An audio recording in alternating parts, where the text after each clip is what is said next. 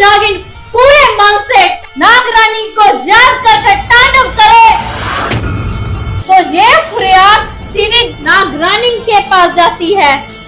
गुरु माँ, मैं तांडव करूंगी। ओम ओम नमः शिवाय।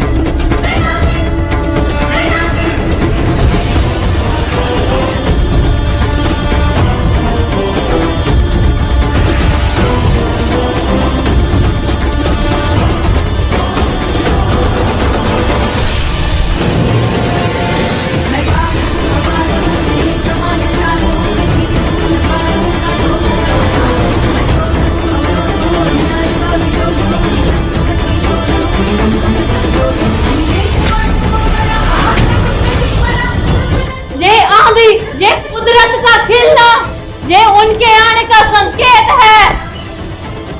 वो आने वाली है। हमारी नागरानी 100 सालों के बाद धरती पर वापस आ रही है। जय भोलेनाथ, जय भोलेनाथ।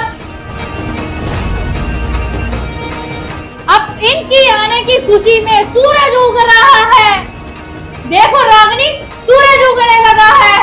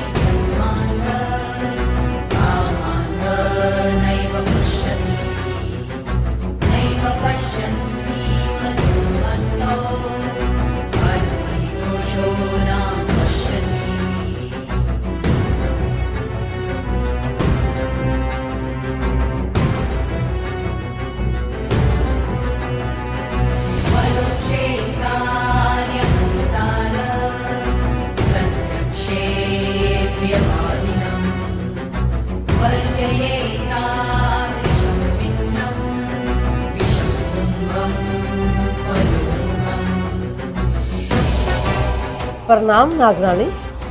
प्रणाम नागरानी। प्रणाम।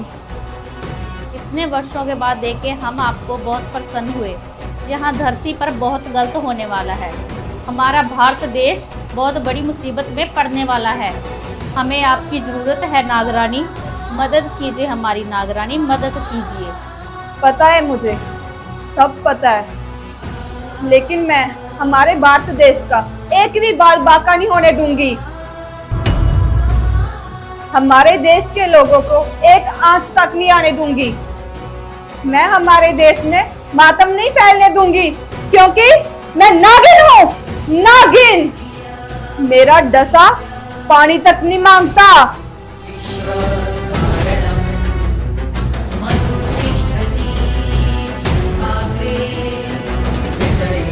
अब हमारे देश की रक्षा की डोर अब हम आपके हवाले कर रहे हैं, क्योंकि जो इस देश के रखवाले हैं वो इस देश को बर्बाद करना चाहते हैं। सब कुछ पता है मुझे, सब कुछ जानती हूँ, लेकिन मैं हमारे देश को ऐसे बर्बाद नहीं होने दूंगी। पर उससे पहले मुझे आप दोनों को कहीं पे लेके जाना है। चलिए नागरानी।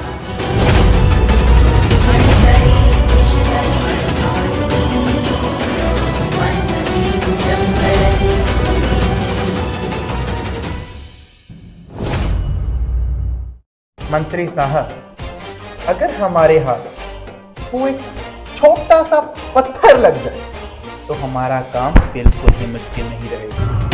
पत्थर? कौन सा पत्थर? जो अंधेरे में उजाला कर दे, जो काल को भी जीवन दे दे और जो मुर्दे को भी जिंदा कर दे, जो पत्थर को हीरे में बदल दे, जो सूरज की रोशनी को भी चीर दे और जो इंसान को भी भगवान बना दे। नागमणि। नागमणि? हाँ।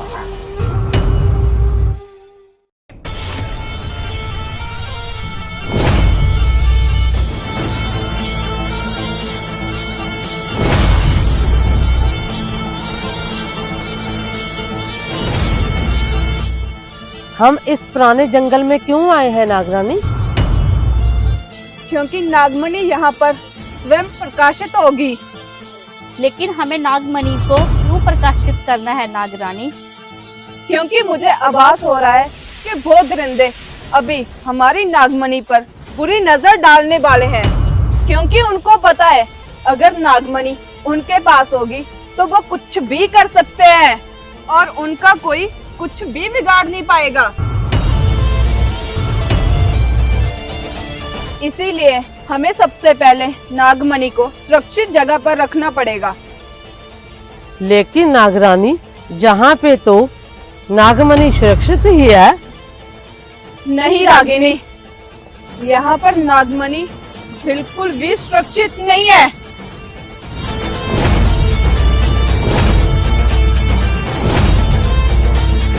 क्योंकि यहाँ पर कोई भी नाग और नागिन तांडव करके नागमणि को प्रकाशित कर सकता है और उन दरिंदों के पास कोई नाग और नागिन ना हो, अरे ये तो हो ही नहीं सकता।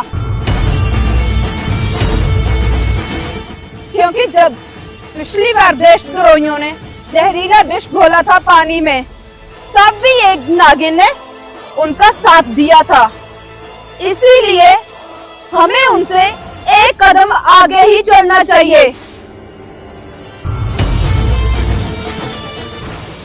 अगर नागमणि हमारे हाथ लग गई तो हम ही हैं जीवन और हम ही हैं मौत और हम ही हैं भगवान।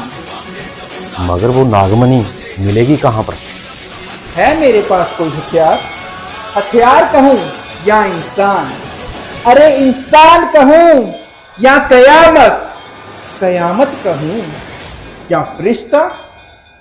ना ही इंसान, ना ही कयामत और ना ही फरिश्ता। तो क्या है वो? नागिन है वो, नागिन। नागिन? हाँ, नागिन, जो इस पूरे देश को बर्बाद करने में हमारा साथ देगी, जो इस पूरे देश के चप्पे चप्पे में नशे की लहर फैला दे।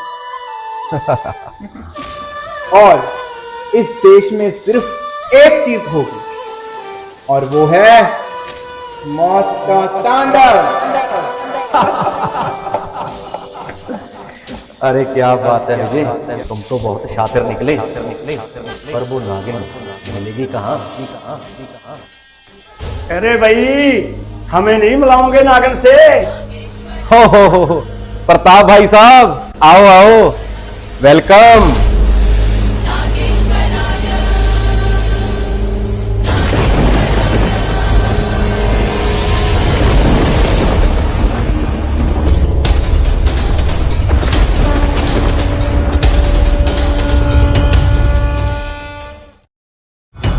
कहाँ रह गई?